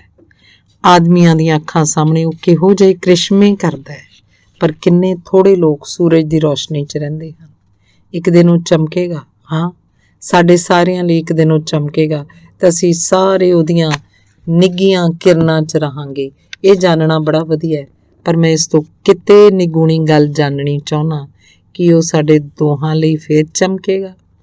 ਸਾਡੀ ਕੋਠੜੀ ਉੱਤਰ ਵੱਲ ਹੈ। ਕਦੇ ਕਦਾਈ ਗਰਮੀਆਂ ਦੇ ਕਿਸੇ ਅਸਾਧਾਰਨ ਵਡਭਾਗੇ ਦਿਹਾੜੇ ਹੀ ਅਸੀਂ ਡੁੱਬਦਾ ਸੂਰਜ ਵੇਖ ਸਕਦੇ ਹਾਂ ਤੇ ਬਾਪੂ, ਮੇਰਾ ਮੁੜ ਚੜ੍ਹਦਾ ਸੂਰਜ ਤੱਕਣ ਨੂੰ ਕਿੰਨਾ ਜੀ ਕਰਦਾ ਹੈ। ਕਾਂਡ ਚੌਥਾ, ਨੰਬਰ 400। ਮੌਤੋਂ ਜਾਗਣਾ ਇੱਕ ਵਿਸ਼ੇਸ਼ ਘਟਨਾ ਹੈ, ਬਿਲਕੁਲ ਉਚੇਚੀ, ਵਰਣਨ ਤੋਂ ਬਾਹਰ। ਜਦੋਂ ਆਦਮੀ ਗੂੜੀ ਨੀਂਦ ਮਾਣ ਕੇ ਉੱਠਦਾ ਹੈ ਤਾਂ ਉਹਨੂੰ ਹੁਸੀਨ ਦਿਨ ਦੁਨੀਆ ਚੰਗੀ ਚੰਗੀ ਲੱਗਦੀ ਹੈ। ਮੌਤ ਤੋਂ ਜਾਗਣ ਦਾ ਦਿਨ ਬਾਕੀ ਦਿਨਾਂ ਤੋਂ ਵੱਧ ਹੁਸੀਨ ਹੁੰਦਾ ਹੈ, ਕਿਉਂਕਿ ਤੁਸੀਂ ਪਹਿਲਾਂ ਕਦੇ ਵੀ ਇੰਨੀ ਗੂੜੀ ਨੀਂਦ ਨਹੀਂ ਮਾਣੀ। ਤੁਹਾਡਾ ਖਿਆਲ ਹੁੰਦਾ ਹੈ ਕਿ ਤੁਸੀਂ ਜ਼ਿੰਦਗੀ ਦੇ ਮੰਚ ਤੋਂ ਜਾਣੂ ਹੋ, ਪਰ ਮੌਤੋਂ ਜਾਗਣਾ ਸਭ ਰੌਸ਼ਨੀਆਂ ਬਾਲ ਕੇ ਤੁਹਾਨੂੰ ਇਹ ਰੰਗ ਮੰਚ ਅਚਾਨਕ ਭਰਪੂਰ ਰੌਸ਼ਨੀ 'ਚ ਵਿਖਾ ਦਿੰਦਾ ਹੈ। ਤੁਹਾਡਾ ਖਿਆਲ ਹੁੰਦਾ ਹੈ ਕਿ ਤੁਸੀਂ ਕਾਫੀ ਸਿਆਣਪ ਨਾਲ ਜ਼ਿੰਦਗੀ ਵੇਖੀ ਹੈ, ਪਰ ਇਹ ਜਾਗ ਤੁਹਾਡੀਆਂ ਅੱਖਾਂ ਅੱਗੇ ਇੱਕੋ ਸਮੇਂ ਦੂਰਬੀਨ ਤੇ ਖੁਰਦਬੀਨ ਲਾ ਦਿੰਦੀ ਹੈ।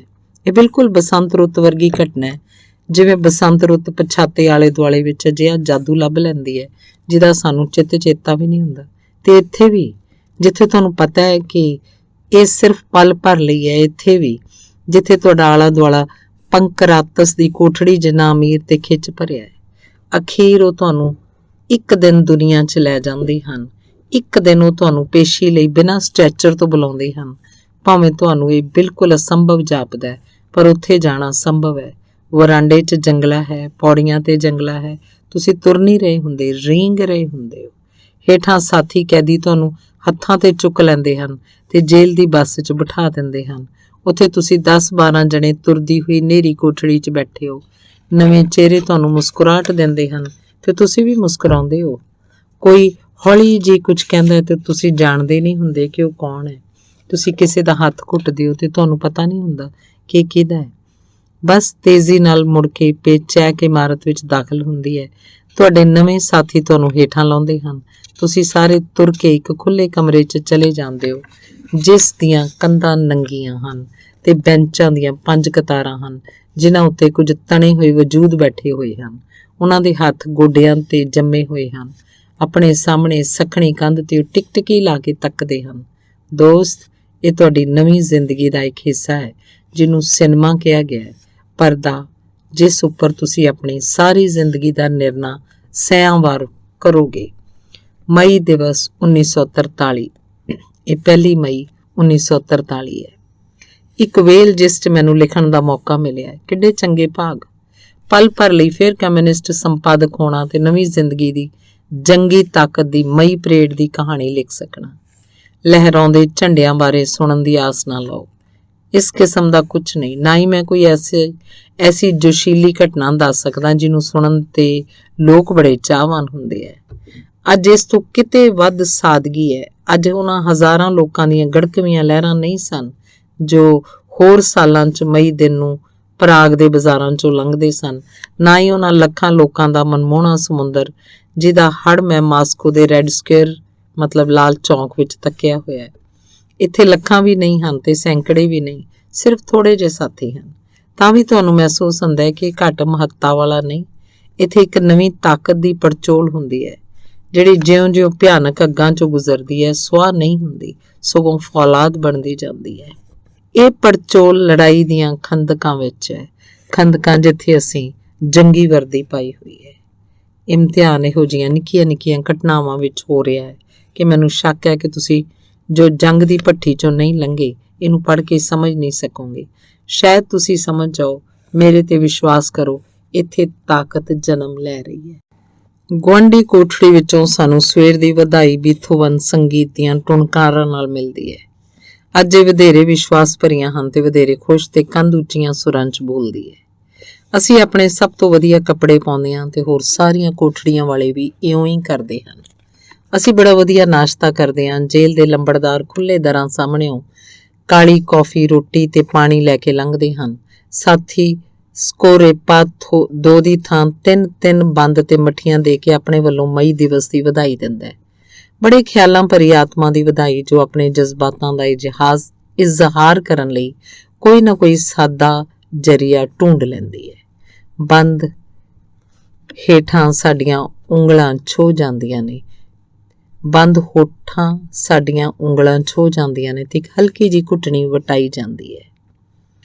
ਕੋਈ ਬੋਲਣ ਦੀ ਹਿੰਮਤ ਨਹੀਂ ਕਰਦਾ। ਉਹ ਸਾਡੀਆਂ ਅੱਖਾਂ ਦੇ ਹਾਵ ਭਾਵ ਤੇ ਵੀ ਕਰੜੀ ਨਜ਼ਰ ਰੱਖਦੇ ਹਨ, ਪਰ ਗੂੰਗੇ ਆਪਣੀਆਂ ਉਂਗਲਾਂ ਨਾਲ ਬੜੀ ਚੰਗੀ ਤਰ੍ਹਾਂ ਬੋਲ ਲੈਂਦੇ ਨੇ। ਸਾਡੀ ਬਾਰੀ ਹੇਠਾਂ ਕੈਦੀ ਔਰਤਾਂ ਆਪਣੇ ਜਿਸਮ ਖੋਲ੍ਹਣ ਲਈ ਦੌੜ ਕੇ ਨਿਕਲਦੀਆਂ ਹਨ। ਮੈਂ ਮੇਜ਼ ਤੇ ਚੜ੍ਹ ਜਾਂਦਾ, ਸੀਖਾਂ ਥਾਣੀ ਹੇਠਾਂ ਤੱਕਣ ਲੱਗ ਪੈਂਦਾ। ਸ਼ਾਇਦ ਉਹ ਉੱਪਰ ਤੱਕਣਗੀਆਂ। ਉਹ ਮੈਨੂੰ ਵੇਖ ਲੈਂਦੀਆਂ ਹਨ ਤੇ ਮੁੱਕੇ ਕੱਸ ਕੇ ਮੈਨੂੰ ਸਲਾਮ ਕਹਿੰਦੀਆਂ ਹਨ ਤੇ ਇੱਕ ਵਾਰ ਫੇਰ ਇੰਜ ਕਰਦੀਆਂ ਹਨ। ਹੇਠਾਂ ਵਿਹੜੇ 'ਚ ਚੰਗੀ ਰੌਣਕ ਹੈ ਤੇ ਦੂਜੇ ਦਿਨਾਂ ਦੇ ਮੁਕਾਬਲੇ ਤੇ ਇਹ ਦਿਨ ਇੱਕ ਨਰੋਏ ਖੇੜੇ ਵਾਲਾ ਹੈ। ਪਹਿਰੇਦਾਰ ਵੇਖਦਾ ਨਹੀਂ ਤੇ ਸ਼ਾਇਦ ਵੇਖਣਾ ਚਾਹੁੰਦਾ ਵੀ ਨਹੀਂ। ਇਹ ਵੀ ਮਈ ਦਿਵਸ ਦਾ ਹੀ ਇੱਕ ਹਿੱਸਾ ਹੈ। ਫਿਰ ਸਾਡੀ ਵਾਰੀ ਆਉਂਦੀ ਹੈ ਤੇ ਮੈਂ ਵਰਜਿਸ਼ ਵਿੱਚ ਅਗਵਾਈ ਕਰਨੀ ਹੈ। ਅੱਜ 1 ਮਈ ਹੈ ਦੋਸਤੋ। ਪਹਿਰੇਦਾਰ ਭਾਵੇਂ ਵੇਖਦਾ ਹੈ ਤੇ ਭਾਵੇਂ ਨਹੀਂ। ਅੱਜ ਕਿਸੇ ਨਵੀਂ ਚੀਜ਼ ਨਾਲ ਸ਼ੁਰੂ ਕਰੀਏ। ਪਹਿਲੀ ਵਰਜਿਸ਼ ਹਥੌੜਾ ਘੁਮਾਉਣ ਦੀ ਹੈ। 1 2 1 2। ਦੂਸਰੀ ਫਸਲ ਵੱਢਣ ਦੀ ਹੈ।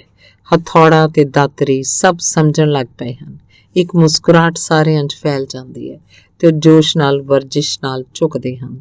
ਦੋਸਤੋ, ਇਹ ਸਾਡਾ ਮਈ ਦਿਵਸ ਦਾ ਮੁਜ਼ਾਹਰਾ ਹੈ। ਇਹ ਸਾਡਾ ਮਈ ਦਿਵਸ ਦੀ ਚੁੱਪ ਸੁਗੰਧ ਹੈ ਕਿ ਅਸੀਂ ਭਾਵੇਂ ਮੌਤ ਵੱਲ ਵੱਧ ਰਹੇ ਹਾਂ ਪਰ ਡਟੇ ਰਹਾਂਗੇ। ਫਿਰ ਕੋਠੜੀ ਵਿੱਚ 9 ਵੱਜ ਗਏ ਹਨ। ਕ੍ਰੈਮਲਿਨ ਦੇ ਘੰਟਾ ਘਰ ਨੇ 10 ਵਜਾ ਦਿੱਤੇ ਹਨ ਤੇ ਲਾਲ ਚੌਂਕ ਵਿੱਚ ਪਰੇਡ ਸ਼ੁਰੂ ਹੋ ਗਈ ਹੈ। ਆਜਾ ਬਾਪੂ, ਉਹ ਇੰਟਰਨੈਸ਼ਨਲ ਗਾ ਰਹੇ ਨੇ। ਸਾਰੀ ਦੁਨੀਆ 'ਚ ਇੰਟਰਨੈਸ਼ਨਲ ਗੂੰਜ ਰਿਹਾ ਹੈ। ਇਹਨੂੰ ਸਾਡੀ ਕੋਠੜੀ 'ਚ ਵੀ ਗੂੰਜਣ ਦਿਓ। ਅਸੀਂ ਇਹ ਗਾਉਂਦੇ ਹਾਂ ਤੇ ਇੱਕ ਪਿੱਛੋਂ ਦੂਸਰਾ ਇਨਕਲਾਬੀ ਗੀਤ ਆਈ ਜਾਂਦਾ ਹੈ। ਅਸੀਂ ਇਕੱਲੇ ਨਹੀਂ ਹੋਣਾ ਚਾਹਾਂਗੇ ਤੇ ਨਾ ਹੀ ਅਸੀਂ ਇਕੱਲੇ ਹਾਂ। ਅਸੀਂ ਉਹਨਾਂ ਵਿੱਚੋਂ ਹਾਂ ਜਿਨ੍ਹਾਂ ਅੰਦਰ ਦੁਨੀਆ ਵਿੱਚ ਆਜ਼ਾਦੀ ਨਾਲ ਜੀ ਸਕਣ ਦੀ ਜੁਰਤ ਹੈ। ਉਹ ਵੀ ਸਾਡੇ ਵਾਂਗ ਸੰਘਰਸ਼ ਵਿੱਚ ਹਨ। ਜੇਲ੍ਹਾਂ ਵਿਚਲੇ ਸਾਥੀਓ, ਉਹਨਾਂ ਕਰੜੀਆਂ ਕੰਧਾਂ ਪਿੱਛੇ ਡੱਕਿਓ। ਤੁਸੀਂ ਸਾਡੇ ਸੰਗ ਹੋ, ਸਾਡੇ ਸੰਗ ਹੋ। ਸਾਡੀਆਂ ਸਫਾਂ 'ਚ ਭਾਵੇਂ ਨਹੀਂ ਟੁਰ ਸਕਦੇ, ਹਾਂ ਅਸੀਂ ਤੁਹਾਡੇ ਸੰਗ ਹਾਂ। ਕੋਠੜੀ ਨੰਬਰ 267 'ਚ ਅਸੀਂ ਇਹਨੂੰ ਆਪਣੇ 1943 ਦੇ ਮਈ ਦਿਵਸ ਜਸ਼ਨ ਦਾ ਢੁਕਵਾਂ ਅਖੀਰ ਸਮਝਿਆ, ਪਰ ਇਹ ਅਖੀਰ ਨਹੀਂ ਸੀ। ਔਰਤਾਂ ਦੀ ਲੰਬੜਦਾਰਨੀ ਬਾਹਰ ਵਿਹੜੇ 'ਚ ਚੱਕਰ ਲਾ ਰਹੀ ਹੈ ਤੇ ਸੀਟੀਆਂ ਵਿੱਚ ਲਾਲ ਫੌਜ ਦੇ ਮਾਰਚ ਦੀ ਸੁਰ ਵੱਜ ਰਹੀ ਹੈ ਤੇ ਫਿਰ ਭਾਰਤੀ ਜੰਕਾਂ ਤੇ ਹੋਰ ਸੋਵੀਅਤ ਗੀਤ ਸੀਟੀਆਂ ਰਾਹੀਂ ਸੁਣਾਉਂਦੀ ਹੈ। ਇਹਨੇ ਆਦਮੀਆਂ ਦੀਆਂ ਕੋਠੜੀਆਂ ਵਿਚਲੀ ਹਿੰਮਤ ਨਾਲ ਆਪਣੀ ਹਿੰਮਤ ਜੋੜ ਦਿੱਤੀ ਹੈ ਤੇ ਚੈੱਕ ਪੁਲਿਸ ਦੀ ਵਰਦੀ ਵਿਚਲਾ ਉਹ ਆਦਮੀ ਜੋ ਮੇਰੇ ਲਈ ਕਾਗਜ਼ ਤੇ ਪੈਨਸਲ ਲਿਆਇਆ ਹੈ ਤੇ ਦਰਵਾਜ਼ੇ ਬਾਹਰ ਖੜੇ ਕੇ ਪਹਿਰਾ ਦਿੰਦਾ ਹੈ ਕਿ ਕਿਤੇ ਕੋਈ ਅਚਾਨਕ ਹੀ ਮੇਰੇ ਲਿਖਦਿਆਂ ਉੱਤੇ ਆ ਨਾ ਜਾਵੇ, ਤੇ ਦੂਜਾ ਚੈੱਕ ਪਹਿਰੇਦਾਰ ਜਿਹਨੇ ਮੈਨੂੰ ਇਹ ਲਿਖਣਾ ਸ਼ੁਰੂ ਕਰਾਇਆ ਸੀ ਤੇ ਜੋ ਮੇਰੇ ਲਿਖੇ ਹੋਏ ਕਾਗਜ਼ ਉਸ ਸਮੇਂ ਤੱਕ ਲੁਕਾਉਣ ਲਈ ਲੈ ਜਾਂਦਾ ਹੈ ਜਦ ਤੱਕ ਇਹਨਾਂ ਨੂੰ ਛਾਪਣ ਲਈ ਠੀਕ ਸਮਾਂ ਨਹੀਂ ਆ ਜਾਂਦਾ। ਇਸ ਕਾਗਜ਼ ਦੇ ਟੁਕੜੇ ਖਾਤਰ ਇਹ ਆਪਣਾ ਸਿਰ ਤੱਕ ਦੇ ਸਕਦਾ ਹੈ ਤੇ ਸਿੱਖਾਂ 'ਚ ਕੈਦ ਅੱਜ ਤੇ ਆਜ਼ਾਦ ਕੱਲ ਵਿਚਕਾਰ ਇੱਕ ਕਾਗਜ਼ੀ ਪੁਲ ਉਸਾਰਨ ਲਈ ਆਪਣੀ ਜਾਨ ਜੋਖਮ 'ਚ ਪਾ ਰਿਹਾ।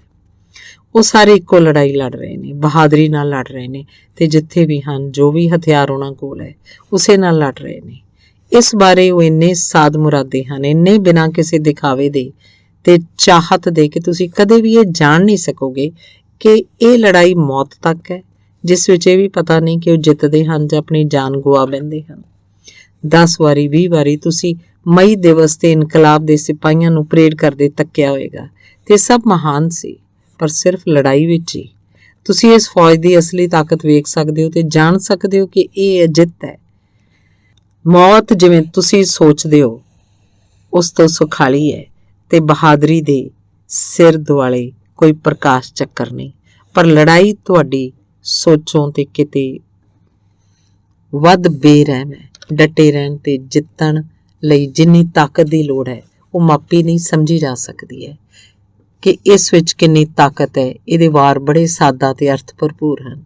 ਅੱਜ ਤੁਸੀਂ ਇਹ ਸਮਝ ਗਏ ਹੋ। 1943 ਦੇ ਮਈ ਦਿਵਸ ਦੀ ਪਰੇਡ ਦੇ ਅਵਸਰ ਤੇ 1 ਮਈ 1943 ਨੇ ਕਹਾਣੀ ਦੀ ਚਾਲ ਨੂੰ ਕੁਝ ਪਲਾਂ ਲਈ ਰੋਕ ਲਿਆ ਹੈ। ਅਜਿਹਾ ਹੋਣਾ ਹੀ ਚਾਹੀਦਾ ਹੈ। ਖੁਸ਼ੀਆਂ ਭਰੇ ਦਿਹਾੜਿਆਂ ਤੇ ਆਦਮੀ ਹੋਰ ਤਰ੍ਹਾਂ ਸੋਚਦਾ ਹੈ ਤੇ ਜੇ ਜੋ ਖੁਸ਼ੀ ਮੈਂ ਅੱਜ ਮਹਿਸੂਸ ਕਰ ਰਿਹਾ ਹਾਂ ਸ਼ਾਇਦ ਇਹਦੀ ਯਾਦ ਨੂੰ ਹੋਰ ਰੂਪ ਦੇ ਦੇਵੇ।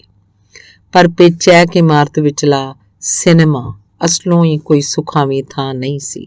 ਇਹ ਤਸੀਹੇ ਦੇਣ ਵਾਲੇ ਕਮਰੇ ਦਾ ਦਾਖਲਾ ਹੈ ਜਿੱਥੇ ਤੁਹਾਨੂੰ ਹੋਰਨਾਂ ਦੀਆਂ ਚੀਕਾਂ ਤੇ ਕੁਰਲਾਟਾਂ ਸੁਣਾਈ ਦਿੰਦੀਆਂ ਹਨ ਤੇ ਤੁਸੀਂ ਹੈਰਾਨ ਹੁੰਦੇ ਹੋ ਕਿ ਕਾਹਦਾ ਸਾਹਮਣਾ ਤੁਹਾਨੂੰ ਕਰਨਾ ਪਏਗਾ।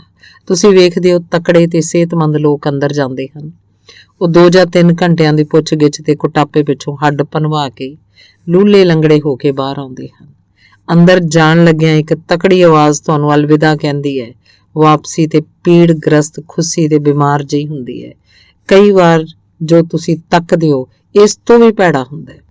ਤੁਸੀਂ ਇੱਕ ਸਾਫ਼ ਸਿੱਧੀਆਂ ਅੱਖਾਂ ਵਾਲੇ ਆਦਮੀ ਨੂੰ ਅੰਦਰ ਵੜਦਾ ਵੇਖਦੇ ਹੋ, ਪਰ ਜਦੋਂ ਪਰਤਦਾ ਹੈ ਤੁਹਾਡੀਆਂ ਅੱਖਾਂ 'ਚ ਤੱਕ ਸਕਣ ਦੀ ਉਸ 'ਚ ਜ਼ਰੂਰਤ ਨਹੀਂ ਹੁੰਦੀ। ਉਹ ਤਸੀਹਾ ਕਮੀ 'ਚ ਪਲ ਭਰ ਲਈ ਕਮਜ਼ੋਰੀ ਦਾ ਸ਼ਿਕਾਰ ਹੋ ਜਾਂਦਾ ਹੈ। ਦੁਚਿੱਤੀ ਦਾ ਡਰ, ਆਪਣੇ ਆਪ ਨੂੰ ਬਚਾਉਣ ਦੀ ਪੈਰ ਉਖੇੜਨ ਵਾਲੀ ਖਾਸ਼ ਦਾ ਸ਼ਿਕਾਰ। ਇਹਦਾ ਮਤਲਬ ਹੈ ਉਹ ਕੱਲ ਨੂੰ ਹੋਰ ਸ਼ਿਕਾਰ ਫੜ ਲਿਆਉਣਗੇ ਜਿਨ੍ਹਾਂ ਨੂੰ ਨਵੇਂ ਸਿਰਿਓਂ ਇਹਨਾਂ ਸਭ ਤਸੀਹਾਂ ਚੋਂ ਲੰਘਣਾ ਪਏਗਾ। ਉਹ ਲੋਕ ਜਿਨ੍ਹਾਂ ਨੂੰ ਇਹ ਸਾਥੀ ਗੱਦਾਰੀ ਕਰਕੇ ਦੁਸ਼ਮਣ ਦੇ ਵੱਸ ਪਾ ਹੈ। ਆਪਣਾ ਹੌਸਲਾ ਤੇ ਜ਼ਮੀਰ ਗੁਆ ਕੇ ਆਏ ਆਦਮੀ ਦੀ ਝਾਤ ਉਸ ਆਦਮੀ ਦੀ ਝਾਤ ਤੋਂ ਕਿਤੇ ਭੈੜੀ ਹੁੰਦੀ ਹੈ ਜੋ ਤੋਂ ਹੱਡ ਤੁੜਾ ਕੇ ਵਾਪਸ ਪਰਤਦਾ ਹੈ। ਜੇ ਮੌਤ ਨੇ ਤੁਹਾਡੀਆਂ ਅੱਖਾਂ ਧੁੰਦਲੀਆਂ ਕਰ ਦਿੱਤੀਆਂ ਨੇ, ਮੌਤ ਜੋ ਇੱਥੇ ਗਸ਼ਤ ਕਰਦੀ ਰਹਿੰਦੀ ਹੈ, ਜੋ ਪੁਨਰ ਜਨਮ ਨੇ ਤੁਹਾਡੀ ਸੁਰਤੀ ਚੇਤਨ ਕਰ ਦਿੱਤੀ ਹੈ, ਤੁਸੀਂ ਬਿਨਾਂ ਬੋਲੇ ਹੀ ਤਾੜ ਜਾਂਦੇ ਹੋ ਕਿ ਕੌਣ ਡੋਲ ਗਿਆ ਹੈ, ਕਿਸ ਨੇ ਦੂਜੇ ਨਾਲ ਵਿਸ਼ਵਾਸਘਾਤ ਕੀਤਾ ਹੈ, ਕਿਹਦੇ ਮਨ 'ਚ ਇੱਕ ਪਲ ਲਈ ਵੀ ਖਿਆਲ ਆਇਆ ਹੈ ਕਿ ਹਿੰਮਤ ਹਾਰ ਦੇਵੇ ਤੇ ਕਿਸੇ ਘੱਟ ਜ਼ਰੂਰੀ ਸਾਥੀ ਬਾਰੇ ਕੁਝ ਦੱਸ ਦੇਣਾ ਉਹਦੇ ਲਈ ਚੰਗਾ ਰਹੇਗਾ। ਜੋ ਕਮਜ਼ੋਰੀ ਵਿਖਾਉਂਦੇ ਹਨ ਉਹਨਾਂ 'ਤੇ ਤਰਸ ਆਉਂਦਾ ਹੈ। ਉਹਨਾਂ ਦੀ ਜ਼ਿੰਦਗੀ ਕਿਹੋ ਜਿਹੀ ਹੋਏਗੀ ਜਿਸ ਦਾ ਮੁੱਲ ਇੱਕ ਸਾਥੀ ਦੀ ਜ਼ਿੰਦਗੀ ਨਾਲ ਤਾਰਿਆ ਗਿਆ। ਜਦੋਂ ਮੈਂ ਪਹਿਲੀ ਵਾਰੀ ਸਿਨੇਮੇ 'ਚ ਬੈਠਾ ਸੀ, ਹੋ ਸਕਦਾ ਇਹ ਖਿਆਲ ਮੇਰੇ ਦਿਮਾਗ 'ਚ ਨਾ ਹੀ ਆਇਆ ਹੋਵੇ, ਪਰ ਪਿੱਛੋਂ ਇਹ ਖਿਆਲ ਮੈਨੂੰ ਬਾਰ-ਬਾਰ ਆਇਆ। ਇਹ ਉਸ ਸਵੇਰ ਵੇਲੇ ਵੱਖਰੇ ਆਲੇ ਦੁਆਲੇ 'ਚ ਨੰਬਰ 400 ਦੀ ਕੋਠੜੀ 'ਚ ਜੋ ਸਮਝਦਾ ਸੋ ਮੈਨੂੰ ਉੱਥੇ ਸੁੱਝਿਆ। ਮੈਨੂੰ ਸਿਨੇਮੇ 'ਚ ਬੈਠਿਆਂ ਅਜੇ ਬਹੁਤ ਦੇਰ ਨਹੀਂ ਸੀ ਹੋਈ, ਸ਼ਾਇਦ ਘੰਟਾ ਜਾਂ 1.5 ਘੰਟਾ ਹੋਇਆ ਸੀ, ਜਦੋਂ ਕਿਸੇ ਨੇ ਪਿੱਛੋਂ ਮੇਰਾ ਨਾਂ ਲੈ ਕੇ ਆਵਾਜ਼ ਮਾਰੀ। ਚੈੱਕ ਬੋਲਦੇ 2 ਗੈਰ ਫੌਜੀਆਂ ਨੇ ਮੈਨੂੰ ਨਾਲ ਲਿਆ, ਲਿਫਟ ਤੇ ਬਿਠਾਇਆ, ਚੌਥੀ ਮੰਜ਼ਿਲ ਦੇ ਖੁੱਲ੍ਹੇ ਕਮਰੇ 'ਚ ਲੈ ਗਏ ਜਿਹਦੇ ਦਰਵਾਜ਼ੇ ਤੇ ਨੰਬਰ 400 ਲਿਖਿਆ ਸੀ। ਪਹਿਲਾਂ ਮੈਂ ਇਕੱਲਾ ਹੀ ਬੈਠਾ ਰਿਹਾ, ਇਕੱਲਾ ਇੱਕ ਇਕਲਾਪੀ ਕੁਰਸੀ ਪਿਛਾਂ ਕੰਧ ਕੋਲ ਕਰਕੇ ਤੇ ਉਸ ਆਦਮੀ ਦੇ ਅਜੀਬ ਅਹਿਸਾਸ ਨਾਲ ਇੱਧਰ ਉੱਧਰ ਤੱਕਦਾ ਰਿਹਾ ਜਿਹਨੂੰ ਲੱਗਦਾ ਹੋਵੇ ਕਿ ਉਹ ਪਹਿਲਾਂ ਵੀ ਇਹਨਾਂ ਪਲਾਂ ਵਿੱਚੋਂ ਗੁਜ਼ਰ ਚੁੱਕਾ ਹੈ। ਮੈਂ ਕਦੇ ਪਹਿਲਾਂ ਵੀ ਇੱਥੇ ਆਇਆ ਸੀ? ਨਹੀਂ, ਕਦੇ ਨਹੀਂ, ਪਰ ਇਹ ਤਾਂ ਸਭ ਕੁਝ ਜਾਣਿਆ ਪਛਾਣਿਆ। ਇਹ ਕਮਰਾ ਮੈਂ ਪਛਾਣਦਾ, ਇਹਦੇ ਬਾਰੇ ਤਾਪ ਲੂਹੇ ਸੁਪਨੇ ਮੈਨੂੰ ਆਉਂਦੇ ਰਹੇ ਹਨ, ਸੁਪਨੇ ਜਿਨ੍ਹਾਂ ਨੇ ਇਹਨੂੰ ਕਰੂਪ ਕਰਕੇ ਮੇਰੇ ਲਈ ਬੇਹੱਦ ਘਿਨਾਉਣਾ ਬਣਾ ਦਿੱਤਾ ਹੈ, ਪਰ ਅਣਪਛਾਤਾ ਨਹੀਂ। ਇਸ ਵੇਲੇ ਕਾਫੀ ਖਿੱਚ ਭਰਪੂਰ ਹੈ। ਤੀਨ ਦਾ ਗਿਰਜਾ ਤੇ ਲੈਤਨਾਂ ਦਾ ਹਰਾ ਪਾਕ ਤੇ ਕਿਲਾਏ ਦੀਆਂ ਚੌੜੀਆਂ ਬਾਰੀਆਂ ਤੇ ਉਹਨਾਂ ਦੀਆਂ ਪਤਲੀਆਂ ਸੀਖਾਂ ਵਿੱਚੋਂ ਵੀ ਦਿਸਦਾ ਹੈ। ਮੇਰੇ ਸੁਪਨੇ 'ਚ ਇਹ ਹਨੇਰਾ ਤੇ ਬਿਨ ਬਾਰੀ ਸੀ ਤੇ ਇਹਦਾ ਰੰਗ ਮਟਿਆਲਾ ਪੀਲਾ ਸੀ, ਜਿਸ ਸਦਕਾ ਲੋਕ ਪਰਛਾਵੇਂ ਜਿਹੇ ਲੱਗਦੇ ਸਨ। ਹਾਂ, ਇੱਥੇ ਲੋਕ ਸਨ। ਹੁਣ ਇਹ ਖਾਲੀ ਹੈ। 6 ਬੈਂਚ ਇੱਕ ਦੂਜੇ ਦੇ ਲਾਗੇ ਲਾਗੇ ਰਲ ਕੇ ਕਈ ਕਿਸਮ ਦੇ ਫੁੱਲਾਂ ਨਾਲ ਖਿੜੀ ਹੋਈ ਪੀਲੀ ਚਰਾਂਦ ਬਣਾ ਗਏ ਹਨ। ਸੁਪਨੇ ਵਿੱਚ ਇਹ ਲੋਕਾਂ ਨਾਲ ਭਰਿਆ ਪਿਆ ਸੀ। ਲੋਕ ਬੈਂਚਾਂ ਤੇ ਇੱਕ ਦੂਜੇ ਨਾਲ ਜੁੜ ਕੇ ਬੈਠੇ ਸਨ। ਉਹਨਾਂ ਦੇ ਮੂੰਹ ਪੀਲੇ ਸਨ ਤੇ ਲਹੂ ਵਗਦਾ ਸੀ। ਉੱਥੇ ਦਰਵਾਜ਼ੇ ਦੇ ਬਿਲਕੁਲ ਕੋਲ ਤਸੀਹੇ ਝੱਲੀਆਂ ਅੱਖਾਂ ਵਾਲਾ ਆਦਮੀ ਖੜਾ ਸੀ। ਉਹਦੇ ਕਾਮਿਆਂ ਵਾਲੇ ਨੀਲੇ ਕੱਪੜੇ ਸਨ। ਉਹਨੂੰ ਪੀਣ ਦੀ ਤਿੱਖੀ ਸੱਦਰ ਸੀ ਤੇ ਫਿਰ ਫਰਸ਼ ਤੇ ਡਿੱਗ ਪਿਆ ਜਿਵੇਂ ਨਾਟਕ ਦੇ ਮੁੱਕਣ ਤੇ ਪਰਦਾ ਡਿੱਗਦਾ ਹੈ। ਹਾਂ, ਇਵੇਂ ਹੀ ਹੋਇਆ ਸੀ, ਪਰ ਹੁਣ ਮੈਂ ਸਮਝਦਾ ਕਿ ਇਹ ਸੁਪਨਾ ਨਹੀਂ ਸੀ। ਇਹ ਬੁੜਾਉਣ ਵਾਲਾ ਸੁਪਨਾ ਸੱਚਮੁੱਚ ਹੀ ਵਾਪਰਿਆ ਸੀ। ਜਿਸ ਦਿਨ ਮੈਂ ਫੜਿਆ ਗਿਆ ਸੀ, ਉਸ ਰਾਤ ਇਹ ਮੇਰੀ ਪਹਿਲੀ ਪੇਸ਼ੀ ਸੀ। ਉਹ ਮੈਨੂੰ 3 ਵਾਰ ਇੱਥੇ ਲਿਆਏ ਸੀ, ਸ਼ਾਇਦ 10 ਵਾਰ, ਮੈਨੂੰ ਕੋਈ ਪਤਾ ਨਹੀਂ। ਜਦ ਵੀ ਉਹ ਆਰਾਮ ਕਰਨਾ ਚਾਹੁੰਦੇ ਸੀ ਜਾਂ ਹੋਰ ਕਿਸੇ ਨੂੰ ਕੁਟਾਪਾ ਚਾੜਨਾ ਚਾਹੁੰਦੇ ਸੀ, ਮੈਂ ਨੰਗੇ ਪੈਰੀ ਸਾਂ। ਮੈਨੂੰ ਯਾਦ ਹੈ ਕਿ ਮੇਰੇ ਸੁੱਜੇ ਪੈਰਾਂ ਨੂੰ ਫਰਸ਼ ਦੀਆਂ ਠੰਡੀਆਂ ਟਾਇਲਾਂ ਕਿੰਨੀਆਂ ਸੁਖਾਵੀਆਂ ਲੱਗਦੀਆਂ ਸਨ। ਉਸ ਰਾਤ ਬੈਂਚ ਜੰਕਰਜ਼ ਕਾਰਖਾਨੇ ਦੇ ਮਜ਼ਦੂਰਾਂ ਨਾਲ ਭਰੇ ਪਏ ਸਨ ਜੋ ਗੈਸਟਾਪੋ ਵਾਲਿਆਂ ਉਸ ਸ਼ਾਮ ਫੜੇ ਸਨ। ਦਰਵਾਜ਼ੇ ਲਾਗੇ ਨੀਲੇ ਕੱਪੜਿਆਂ ਵਾਲਾ ਜੰਕਰਜ਼ ਪਾਰਟੀ ਸੈੱਲ ਦਾ ਮੈਂਬਰ ਸਾਥੀ ਬਾਰਤੋਨ ਸੀ। ਉਹ ਕਿਸੇ ਹੱਦ ਤੱਕ ਮੇਰੇ ਫੜੇ ਜਾਣ ਦਾ ਕਾਰਨ ਬਣਿਆ ਸੀ। ਮੇਰੀ ਗ੍ਰਿਫਤਾਰੀ ਲਈ ਕੋਈ ਵੀ ਜ਼ਿੰਮੇਵਾਰ ਨਹੀਂ ਸੀ। ਡਰ ਜਾਂ ਗੱਦਾਰੀ ਕਾਰਨ ਕੋਈ ਵੀ ਸਾਥੀ ਜ਼ਿੰਮੇਵਾਰ ਨਹੀਂ ਸੀ, ਸਗੋਂ ਮੇਰੀ ਲਾਪਰਵਾਹੀ ਤੇ ਬਦਕਿਸਮਤੀ ਸੀ। ਸਾਥੀ ਬਾਰਤੋਨ ਜਰਮਨਾਂ ਵਿਰੁੱਧ ਲੋਕ ਮੁਕਾਬਲੇ ਦੀ ਲਹਿਰ ਦੇ ਉੱਪਰਲੇ ਆਗੂਆਂ ਨਾਲ ਆਪਣੇ ਸੈੱਲ ਦੇ ਮੇਲ ਲਈ ਯਤਨ ਕਰ ਰਿਹਾ ਸੀ। ਉਹਦੇ ਦੋਸਤ ਸਾਥੀ ਜੈਲੀਨੈਕ ਨੇ ਮੈਨੂੰ ਸਿੱਧਾ ਸਬੰਧ ਜੋੜਨ ਲਈ ਆਖੇ ਬਿਨਾਂ ਉਸ ਨਾਲ ਉੱਤੋਂ ਸਿੱਧਾ ਹੇਠਾਂ ਸਬੰਧ ਕਰਵਾ ਦੇਣ ਦਾ ਇਕਰਾਰ ਕਰਕੇ ਗੁਪਤ ਕੰਮ ਕਰਨ ਦੇ ਅਸੂਲ ਨੂੰ ਤੋੜਿਆ। ਇੱਕ ਗਲਤੀ ਸੀ। ਦੂਜੀ ਗਲਤੀ ਇਹ ਸੀ ਕਿ ਦੋਵਾਰਕ ਨਾਂ ਦੇ ਇੱਕ ਜਾਸੂਸ ਨੇ ਸਾਥੀ ਬਾਰਤੋਨ ਨਾਲ ਬਣਾ ਲਈ ਤੇ ਜੈਲੀਨੈਕ ਪਰਿਵਾਰ ਦਾ ਨਾਂ ਜਾਣ ਗਿਆ। ਉਹ ਕੋਈ ਵੱਡਾ ਕੰਮ ਕਰਨੋਂ ਨਾ ਉੱਕੇ ਜੋ ਉਹ 2 ਸਾਲਾਂ ਤੋਂ ਕਰ ਰਹੇ ਸਨ, ਪਰ ਇੱਕ ਛੋਟੇ ਜਿਹੇ ਕੰਮ ਸਦਕਾ ਫਸ ਗਏ ਜੋ ਸਾਜ਼ਿਸ਼ ਦੇ ਕਾਨੂੰਨ ਦੀ ਰੇਖਾ ਤੋਂ ਜ਼ਰਾ ਲਾਂਭੇ ਸੀ। ਇਉਂ ਹੋਇਆ ਕਿ ਉਹਨਾਂ ਨੇ ਪੇਚੈਕ ਇਮਾਰਤ ਵਿਖੇ ਜੈਲੀਨੈਕ ਪਰਿਵਾਰ ਨੂੰ ਉਸੇ ਸ਼ਾਮ ਗ੍ਰਿਫਤਾਰ ਕਰਨ ਦਾ ਫੈਸਲਾ ਕਰ ਲਿਆ। ਜਿਸ ਦਿਨ ਮੈਂ ਉਹਨਾਂ ਦੇ ਘਰ ਗਿਆ ਤੇ ਇਹ ਵੀ ਇਤਫਾਕੀਆ ਹੀ ਸੀ ਕਿ ਉਹ ਇੰਨੀ ਗਿਣਤੀ 'ਚ ਆਏ। ਉਹਨਾਂ ਦੀ ਤਜਵੀਜ਼ ਪਹਿਲਾਂ ਇਸ ਤਰ੍ਹਾਂ ਨਹੀਂ ਸੀ। ਜੈਲੀਨੈਕ ਪਰਿਵਾਰ ਨੂੰ ਅਗਲੇ ਦਿਨ ਫੜਿਆ ਜਾਣਾ ਸੀ। ਪਰ ਜੰਕਸ ਸੈੱਲ ਦੇ ਮੈਂਬਰਾਂ ਨੂੰ ਫੜਨ ਦੀ ਜੋ ਕਾਮਯਾਬੀ ਉਹਨਾਂ ਨੂੰ ਹੋਈ, ਗੈਸਟਾਪੋ ਗਾਰਡ ਐਵੇਂ ਖੁਸ਼ੀ 'ਚ ਮਸਤੀ ਹੋਈ ਜੈਲੀ ਨੈਕ ਦੇ ਘਰ ਚਲੀ ਗਈ। ਉਹਨਾਂ ਦੇ ਆਉਣ ਦੀ ਜਿੰਨੀ ਹੈਰਾਨੀ ਸਾਨੂੰ ਹੋਈ, ਉਨੀ ਮੈਨੂੰ ਉੱਥੇ ਵੇਖ ਕੇ ਉਹਨਾਂ ਨੂੰ ਹੋਈ। ਉਹਨਾਂ ਨੂੰ ਤਾਂ ਇਹ ਵੀ ਪਤਾ ਨਹੀਂ ਸੀ ਕਿ ਉਹਨਾਂ ਨੇ ਕਿਸੇ ਨੂੰ ਫੜ ਲਿਆ, ਤੇ ਸ਼ਾਇਦ ਉਹਨਾਂ ਨੂੰ ਕਦੇ ਵੀ ਪਤਾ ਨਾ ਲੱਗਦਾ ਜੇ ਉਸੇ ਵੇਲੇ ਕਾਫੀ ਚਿਰ ਪਿੱਛੋਂ ਮੈਨੂੰ ਕੋਠੜੀ ਨੰਬਰ 400 ਵਿੱਚ ਇਸ ਕਿਸਮ ਦੇ ਖਿਆਲਾਂ ਨੂੰ ਮਨ 'ਚ ਲਿਆਉਣ ਦਾ ਮੌਕਾ ਮਿਲਿਆ ਸੀ। ਉਸ ਵਕਤ ਮੈਂ ਇਕੱਲਾ ਨਹੀਂ ਸੀ, ਬੈਂਚ ਭਰ ਗਏ ਸੀ, ਕੰਧਾਂ ਨਾਲ ਲੱਗੀ ਇੱਕ ਕਤਾਰ ਖੜੀ ਸੀ ਤੇ ਅਚੰਭੇ ਭਰੀਆਂ ਘੜੀਆਂ ਦੌੜੀਆਂ ਜਾ ਰਹੀਆਂ ਸਨ। ਕਈ ਅਚੰਭੇ ਇੰਨੇ ਅਜੀਬ ਸਨ ਕਿ ਮੈਂ ਉਹਨਾਂ ਨੂੰ ਚੰਗੀ ਤਰ੍ਹਾਂ ਸਮਝਦਾ ਸੀ। ਪਹਿਲਾ ਅਚੰਭਾ ਨਾ ਹੀ ਅਨੋਖਾ ਸੀ ਤੇ ਨਾ ਹੀ ਭਿਆਨਕ, ਸਗੋਂ ਬੜਾ ਮਿਹਰਬਾਨ ਤੇ ਨਿਗੂਣਾ ਜਿਹਾ ਸੀ। ਫਿਰ ਵੀ ਇਹ ਮੈਨੂੰ ਕਦੇ ਭੁੱਲ ਨਹੀਂ ਸਕੇਗਾ। ਗੈਸਟਾਪੋ ਦੇ ਉਸ ਆਦਮੀ ਨੇ ਜੋ ਮੇਰੇ ਤੇ ਪਹਿਰਾ ਦੇ ਰਿਹਾ ਸੀ, ਮੈਨੂੰ ਚੇਤੇ ਆ ਗਿਆ। ਇਹ ਉਹੀ ਸੀ ਜਿਹਨੇ ਗ੍ਰਿਫਤਾਰੀ ਪਿੱਛੋਂ ਮੇਰੀਆਂ ਜੇਬਾਂ ਫਰੋਲੀਆਂ ਸਨ, ਮੇਰੇ ਵੱਲ ਇੱਕ ਅੱਧ ਪੀਤੀ ਸਿਗਰਟ ਸੁੱਟੀ। 3 ਹਫ਼ਤਿਆਂ ਵਿੱਚ ਪਹਿਲੀ ਸਿਗਰਟ, ਉਸ ਆਦਮੀ ਲਈ ਪਹਿਲੀ ਸਿਗਰਟ ਜਿਹਦਾ ਪੁਨਰ ਜਨਮ ਹੋਇਆ ਸੀ। ਤੇ ਕੀ ਮੈਂ ਚੁੱਕ ਲਵਾਂ ਤੇ ਜਾਂ ਉਹ ਸੋਚੇਗਾ ਕਿ ਮੈਨੂੰ ਸਿਗਰਟ ਦੇ ਕੇ ਉਸ ਖਰੀਦ ਲਿਆ। ਪਰ ਜਿਸ ਲਹਿਜੇ ਨਾਲ ਉਹ ਸਿਗਰਟ ਨੂੰ ਤੱਕ ਰਿਹਾ ਸੀ, ਉਹ ਬਹੁਤ ਸਾਫ਼ ਸੀ। ਕਿਸੇ ਨੂੰ ਖਰੀਦਣ ਵਿੱਚ ਉਹਦੀ ਕੋਈ ਦਿਲਚਸਪੀ ਨਹੀਂ ਸੀ ਦਿਸਦੀ। ਫਿਰ ਵੀ ਮੈਂ ਸਿਗਰਟ ਪੂਰੀ ਨਾ ਪੀ ਸਕਿਆ। ਨਵ ਜੰਮੇ ਬਾਲ ਜ਼ਿਆਦਾ ਸਿਗਰਟ ਨਹੀਂ ਪੀ ਸਕਦੇ। ਧੰਨਵਾਦ।